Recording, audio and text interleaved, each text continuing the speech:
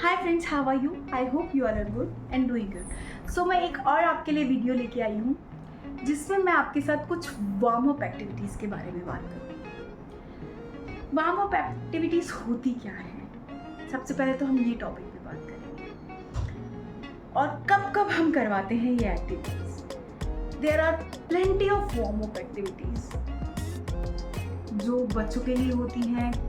अगर आप लर्निंग में हैं तो आपको हमेशा छोटी छोटी एक्टिविटीज़ प्लान कर रखने चाहिए अपने लेसन प्लान के साथ। देखिए, पढ़ा तो सब लेते हैं, but the thing is that आप जो डिलीवरी दे रहे हैं, जो आप पढ़ा रहे हैं, उस पढ़ाई में बच्चा कितना इंटरेस्ट ले रहा है। ठीक है, वार्म अप एक्टिविटीज़ वो होती हैं जिससे आप अपने बच्चे को का कंसंट्रेशन बढ़ाते हैं और अपनी तरफ आकर्षित करते हैं ताकि बच्चा आपको देखे।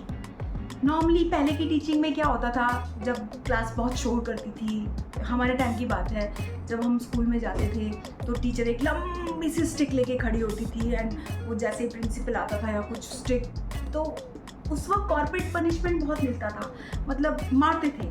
लेकिन आज की एजुकेशन डिफरेंट हो चुकी है। आज की एजुकेशन में ऑलमोस्ट मारना तो एक ऑफेंस हो गया है, तो अब मार तो सकते नहीं हैं आप बच्चों को, और मारना अच्छी बात भी नहीं होती है, क्योंकि जो चीज़ हम प्यार से या तरीके से समझा दें वो चीज़ ज़्यादा अच्छे से रहती है। सो वार्म अप एक्टिविटीज़ आपकी लर्निंग में बच्चे को बहुत हेल्प करती है। जब भी हम, अगर मान लीजिए क्लासरूम थोड़ा सा डिस्टर्ब है, बच्चे चिल्ला रहे हैं, चीख रहे हैं, टीचर डस्टर पीट रही है, चुप हो जाओ, स्टॉप मेकिंग नॉइज, आप भी हाइपर होते हैं तो बच्चे भी आपको नहीं सुनते हैं और क्लास को मेंटेन करने में बहुत प्रॉब्लम हो जाती है। तो जब आप वार्म अप एक्टिविटीज़ करवाती हैं, जब एक्टिविटीज़ करवाती हैं, तो उस एक्टिविटीज़ से बच्चों का फोकस बढ़ता है। फॉर एग्जाम्पल, एक क्लास है, ठीक है, अभी क्लास में सब प्रॉब्लम्स हैं, मतलब ये कह लो कि सब बच्चे हैं, कुछ रो रहे हैं, कुछ है, सब डिस्टर्ब क्लास चल रही है। आप एंटर हुए क्लास में एंटर हुए या आप पढ़ा रहे थे और अचानक से क्लास बहुत नॉइज़ करने लगी। सो बहुत सारे तरीके हैं ताकि आप पढ़ाते पढ़ाते जब बच्चे एकदम से शोर करने लग जाते हैं तो उनको एक वापस से ट्रैक पे लेके आने के लिए आप छोटी छोटी एक्टिविटीज़ करवा सकते हैं।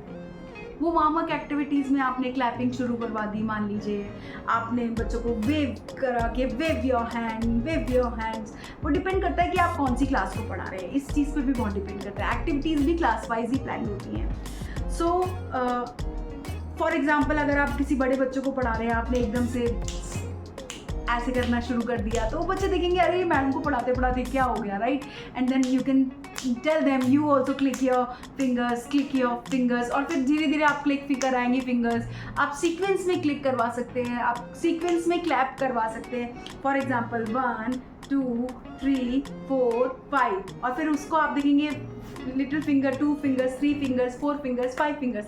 और ये चीज़ जब आप क्लास में कंटिन्यू कराएंगे, पहले इससे करवाएंगे, फिर 2 करवाएंगे, फिर 3 करवाएंगे, फिर 4 करवाएंगे, तो जो क्लास के अंदर जो म्यूज़िक का जो लैब बजेगा वो एकदम मार्वलस होता है और बच्चे उस चीज़ को एंजॉय करते हैं। जब वो चीज़ को एंजॉय करते हैं तो बैक टू स्टडीज़ जब आप आते हैं तो वापस से वो फोकस्ड हो जाते हैं, राइट? छोटी छोटी बहुत सारी एक्टिविटीज़ ऐसे होती हैं, आप बच्चों को डिफरेंट तरीके की एक्टिविटीज़ करा सकते हैं। फॉर एग्जांपल, आप एकदम से बोलते हैं, बच्चा को क्लास डिस्टर्ब चल रही है, एकदम से आप एकदम से उसको बोलेंगे class class class class class class class. बच्चे को बोलेंगे, जब भी मैं बोलूँगा class class class class class, आपको आंसर करना है yes yes yes yes. For example, आपने बोला class class class class class class, बच्चा बोलेगा yes yes yes yes yes yes, फिर आप बोलेंगे class class class class class, बच्चे बोलेंगे यस यस यस यस, और ऐसे वो उस एक्टिविटीज़ में एंगेज हो जाएंगे और ऑटोमेटिकली आपके हिसाब से चलने लग जाएगी। फॉर एग्जाम्पल, आप छोटे बच्चों को पढ़ा रहे हैं, फर्स्ट सेकंड थर्ड के बच्चों को पढ़ा रहे हैं, तो आप राइमिंग्स में कर सकते हैं 1 2 3 आइज ऑन मी, और बच्चों को पहले बता दीजिए, जब भी मैं बोलूँगी 1 2 3 आइज ऑन मी, आपको बोलना है 1 2 आइज ऑन यू, तो आप बोलेंगे 1 2 3 आइज ऑन मी, तो बच्चे बोलेंगे 1 2 आइज ऑन यू। और ये चीज़ आप 2-3 बार रिपीट करेंगे तो ऑटोमेटिकली बच्चा उस चीज़ को एंजॉय करेगा, एक क्लास में रिदम आएगा और आपकी क्लास अच्छे से मैनेज हो जाएगी। इन एक्टिविटीज़ से बच्चे के अंदर फोकस बढ़ता है, बच्चे के अंदर एंटरटेनमेंट बढ़ता है और बच्चे बहुत अच्छे से हेल्दी वे में या प्ले वे में उसको सीखते हैं। और बच्चे टीचर्स को पसंद भी करते हैं। जो टीचर्स बच्चों को एक गेम खिलवाती हैं या इस तरीके से एक्टिविटीज़ करवाते हैं, उन टीचर्स को बच्चे बहुत पसंद करते हैं। और ट्राई टू मेक जो भी आपका स्टडी मटेरियल है या जो भी आपका टॉपिक है वो इतना इंटरेस्टिंग बनाइए, उसको क्रिएटिव बनाइए, उसको प्ले वे मेथड से किस तरीके से आप पढ़ा सकते हैं उस पर फोकस कीजिए। There are plenty of videos on YouTube जिससे आपको हेल्प मिल सकती है। Take the help, prepare yourself. मुझे याद है अच्छे से, मैं when I was in grade 10, हमारे टाइम पे तो प्ले वे मेथड वगैरह तो बिल्कुल नहीं चलता था। तो उस टाइम पे क्या होता था, टीचर आता था और पढ़ाता था और जाता था, प्रैक्टिकल नॉलेज वगैरह इतनी नहीं देती थी। नाउ अ डेज तो प्रैक्टिकल नॉलेज मिलती है हर चीज़ की, तो अलग बात है। तो उस वक्त मुझे याद है हमारी एक मैडम थी इंग्लिश की, न्यू टीचर ज्वाइन हुई इंग्लिश की, एंड उस टीचर ने फर्स्ट डे आते से क्या किया, हमको ड्रामा सिखाया। हमको क्या किया, हम ड्रामा करवाया, सबको अलग अलग 4-5 ग्रुप्स में बांट दिया। ग्रुप्स में बांट के सबको अलग अलग डायलॉग्स दे दिए और सबको अलग अलग प्रिपरेशंस करने को बोलती है कि now you play the drama. और पूरा हम जो ड्रामा प्ले करना था वो पूरा इंग्लिश में था हमारा drama. That was a very first experience कि हमने हमारे चैप्टर को ड्रामा की तरह से सीखा। और जब हमने वो पूरा ड्रामा किया, बाद में हमको पता चला कि वो तो हमारा चैप्टर ही था, राइट, वो हमारा स्टडी का पार्ट था।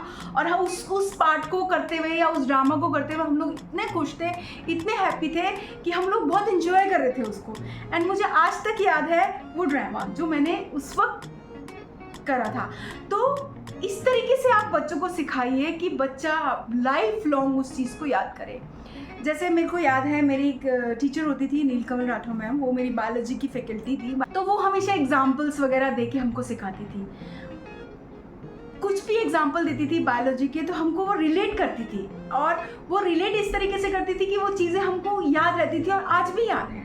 कैसे डाइजेस्टिव सिस्टम वर्क करता है, कैसे अपना नर्वस सिस्टम वर्क करता है।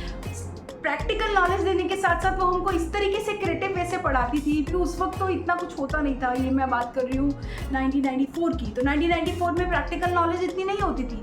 आज की तारीख में प्रैक्टिकल नॉलेज मस्ट ज़रूरी है। सो अपनी चीज़ों को इंटरेस्टिंग बनाइए, प्रैक्टिकल बनाइए, ताकि बच्चा आपकी चीज़ों को अच्छे से पढ़े, अच्छे से सीखे। जब कभी भी कोई भी चीज़ आप फर्स्ट टाइम इंट्रोड्यूस करते हैं, कोई भी कॉन्सेप्ट, फॉर एग्जाम्पल आप दिस और दैट इंट्रोड्यूस कर रहे हैं अपनी क्लास में, तो जब फर्स्ट टाइम आप दिस और दैट इंट्रोड्यूस कर रहे हैं तो उसको एग्जाम्पल के फॉर्म में कीजिए। उसके लिए वो गेम हो। जब दिस और दैट उसके लिए गेम हो जाएगा ना, वो कभी जिंदगी में दिस कहाँ यूज़ होता है, दैट कहाँ यूज़ होता है, कभी नहीं भूलेगा, राइट। कोई भी कॉन्सेप्ट, हमेशा जब भी कोई भी कॉन्सेप्ट आप फर्स्ट टाइम इंट्रोड्यूस करते हैं, मेक श्योर कि आप वो कॉन्सेप्ट इंट्रोड्यूस करते वक्त बच्चों का फोकस आपके ऊपर। नॉर्मली क्या है, टीचर्स आती हैं, ओपन योर बुक, रीडिंग करा दी, बुक रीडिंग हुई और टीचर ने एक्सप्लेन कर दिया क्या क्या लिखा था। ऐसे नहीं होता, बच्चा भूल जाता है, राइट। उसको जब आप प्रैक्टिकली सिखाएंगे उस चीज़ को, स्टोरी से रिलेटेड, एग्जाम्पल से रिलेटेड उसको सिखाएंगे तो उसको जल्दी याद होगा, राइट। और हमेशा जब भी आपकी टीचिंग हो, उसमें 3 तरह का हमेशा ध्यान रखना चाहिए: आस्क, टेल एंड चेक। हमेशा जब भी आप कोई भी कॉन्सेप्ट इंट्रोड्यूस करवा रहे हैं, कुछ भी, आप हमेशा पूछिए कि बच्चों को कितनी नॉलेज है उस कॉन्सेप्ट से रिलेटेड या उस टॉपिक से रिलेटेड। पूछिए, बच्चा बताएगा, उसके बाद आप बताइए उनको। टेल, उनको अपने क्रिएटिव वे से समझाइए, उनको जो आपको कॉन्सेप्ट क्लियर करना है वो समझाइए। एंड चेक, उसके बाद आप चेक कीजिए कि वेदर जो आपने सिखाया, जो आपने बताया, वो बच्चों को समझ में आया या नहीं आया, कितना गैप रह गया, ठीक है। उससे आपको आइडिया लगेगा। जब 6 बच्चों से आप चेक करेंगे, कई बार कई टीचर्स हर बच्चे से चेक करती हैं, इट्स गुड अगर आप हर बच्चे से चेक करेंगे तो। लेकिन समटाइम्स क्लासरूम में बच्चे ज़्यादा होने की वजह से, जैसे कि जो हिंदी मीडियम स्कूल्स होते हैं या सरकारी स्कूल होते हैं या छोटे स्कूल्स होते हैं, वहाँ बच्चे ज़्यादा होते हैं, हर बच्चे को हम नहीं पूछ सकते हैं। लेकिन टीचर जब पढ़ाती है तो उसको पता लग जाता है, पता कौन सा बच्चा उसको सुन रहा है और कौन सा बच्चा समझ रहा है। तो हमेशा उस बच्चे को टारगेट कीजिए जिस बच्चे को समझ नहीं आता है, उस बच्चे को टारगेट कीजिए, उसको उठाइए, उससे पूछिए वेदर आपको समझ में आया या नहीं आया। नहीं आया दोबारा बताइए, दोबारा समझाइए। तो ask, tell and check, ask, tell and check, ये 3 चीज़ें अगर आपने कर ली तो आप एक बहुत अच्छी सक्सेसफुल टीचर बन सकती हैं।